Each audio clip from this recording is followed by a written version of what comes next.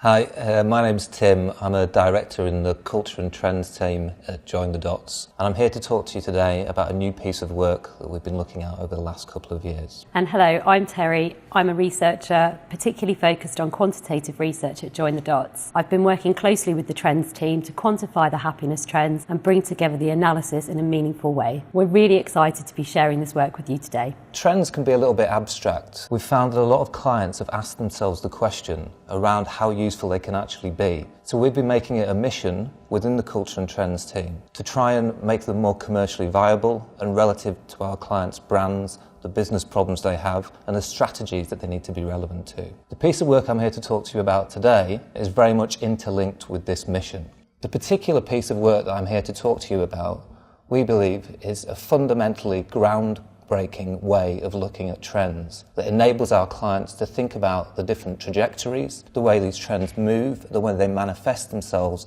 and how they ultimately affect their brands and their businesses as well. The way in which we've done that is, for the first time, we've begun to measure trends over the course of the last 2 years, and that's what I'm going to talk to you about today. Here at Join the Dots, when we consider consumer trends, we think that they're related to basic drivers that relate to happiness. And this is basically built on the principle that we choose to repeat those behaviours that are positive and enjoyable and avoid the ones that are negative. The human drivers that sit behind this model don't change.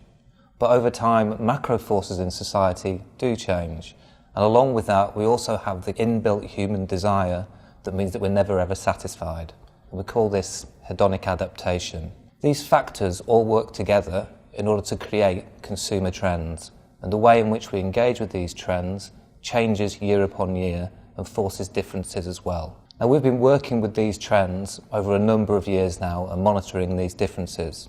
And the beauty in it at Join the Dots is that we also are connected to tens of thousands of consumers through our research communities that we have across lots of different categories for lots of different clients as well. So this enables us to see how trends really manifest themselves within the everyday and within normal people's lives. We also have a network of leading edge consumers called the Illume Network.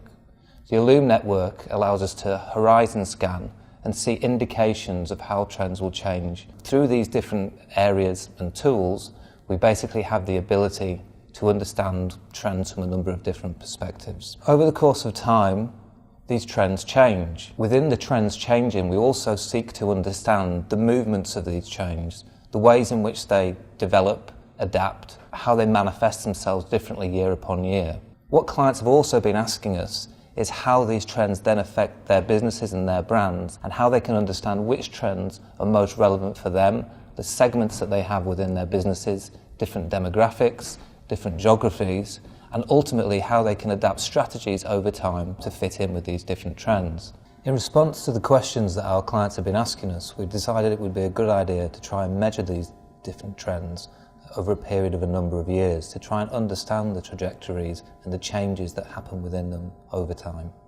So in 2016, we established our methodology, and our analysis aligned with all of our understanding of how the trends are evolving. It also pushed our understanding further, as it allowed us to explore how the different trends resonate with different groups of people in society. It also allowed us to explore how the trends evolve and where we think they're going to be moving in the future. At the heart of our methodology was our understanding of how trends evolve. We know that trends initially manifest as an attitude in society that then prompts people to take action. And we built this into our questionnaire design. We spoke to 2,000 people who were nationally representative of the UK, and we asked them about their attitudes and behaviours that aligned with the happiness trends.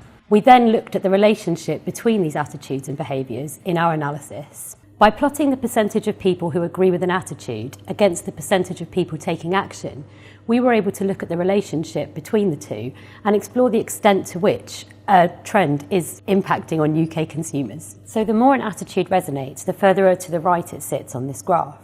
And the more people are taking action, the higher up it sits. By plotting the trends in this way, we were able to identify trends that are niche, emerging, growing, and more established within UK society. So where are we now?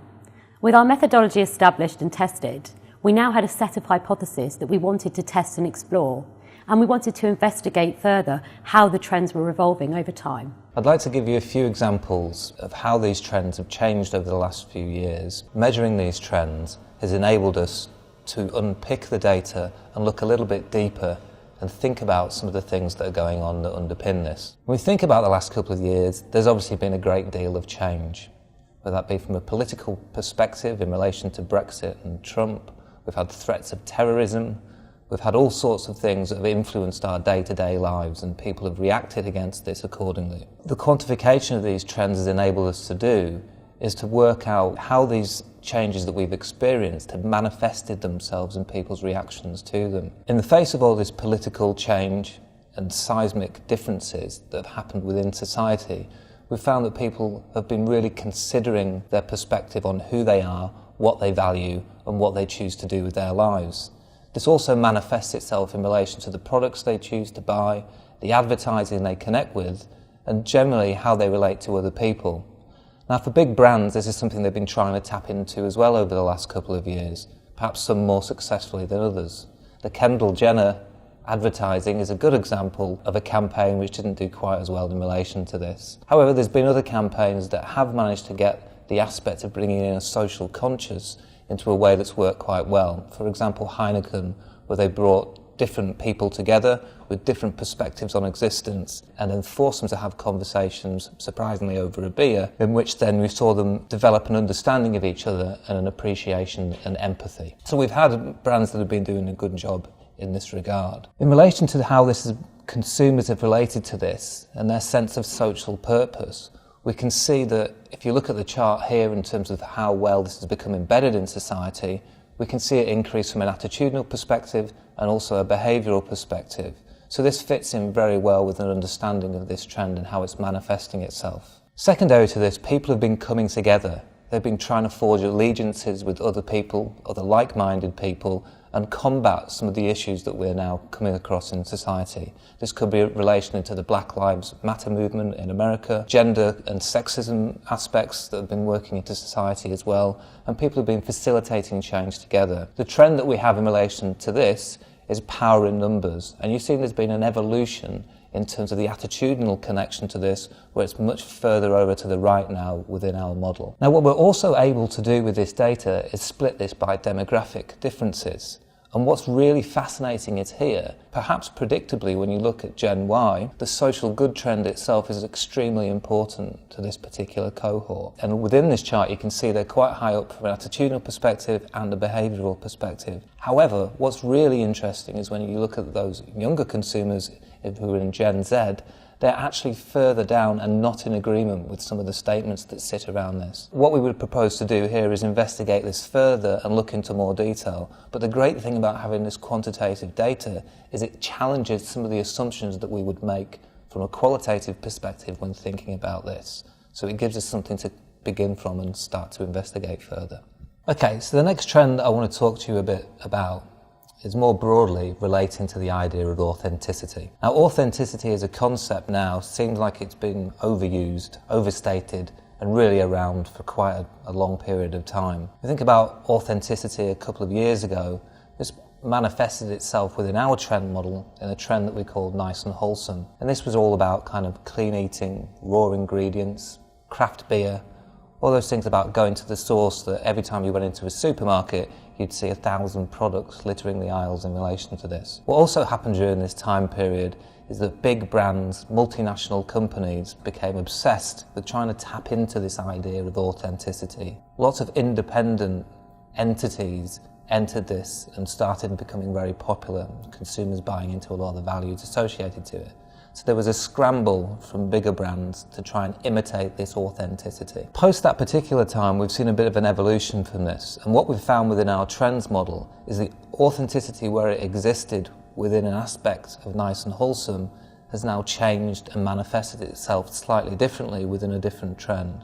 And we've seen fragments of this authenticity go into different places. This is particularly influenced by a lot of the instability and insecurity that happen within society. The best illustration of this is in relation to fake news. People became distrustful of the information that came from those above them in society. From a political perspective, what this meant was we had all sorts of misinformation coming from places that we traditionally had respected. This directly then relates to our trend that we call need to believe, where people began to look closer to them and listen to the opinions of those that they trusted versus traditional places of where they would have taken information and influence. Another change that we found in relation to authenticity comes across in our trend that we call reassuringly familiar. This was a strange distortion on some of the things that I was talking about earlier on.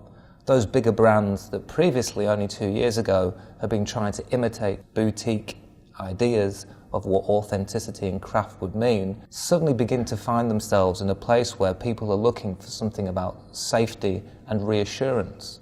And an area in which safety and reassurance exists is in connection to the values and heritage that exist with those brands. So there was a resurgence in terms of the connection to that as well. And we've seen that manifesting itself in advertising campaigns, such as the way that you might see McDonald's talking about their coffee offer now, which actively references the subtle absurdity in some of the manifestations in coffee culture at the moment, where authenticity has been taken to perhaps an extreme.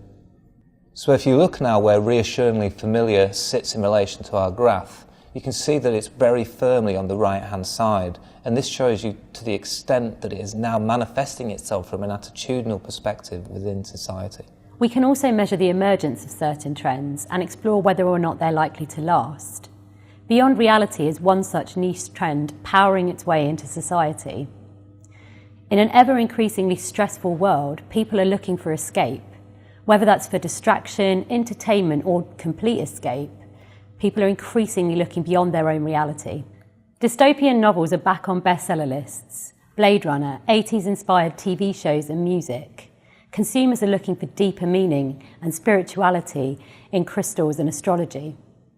We can see this trend affecting the behaviour of a very committed cohort. The number of people acting on this trend is very high in relation to the number of people who feel the attitude, i.e., if you're into it, you act on it. When we pull this data apart by generation, we see that age is a massive driver for this trend. The younger you are, the more it resonates. And this obviously has quite big implications for MPD and marketing. So, within the duration of this presentation, hopefully you've got a bit of an idea of the way in which we're beginning to look at our trends and how quantifying them is really enabling us to dig a lot deeper into understanding the movements and trajectories of these trends over time. What I'd also like to stress is that we can split this in relation to demographics, segments, and make it particularly relevant for our clients' brands as well. So if you're interested in finding out more, please get in contact and we'd love to speak to you.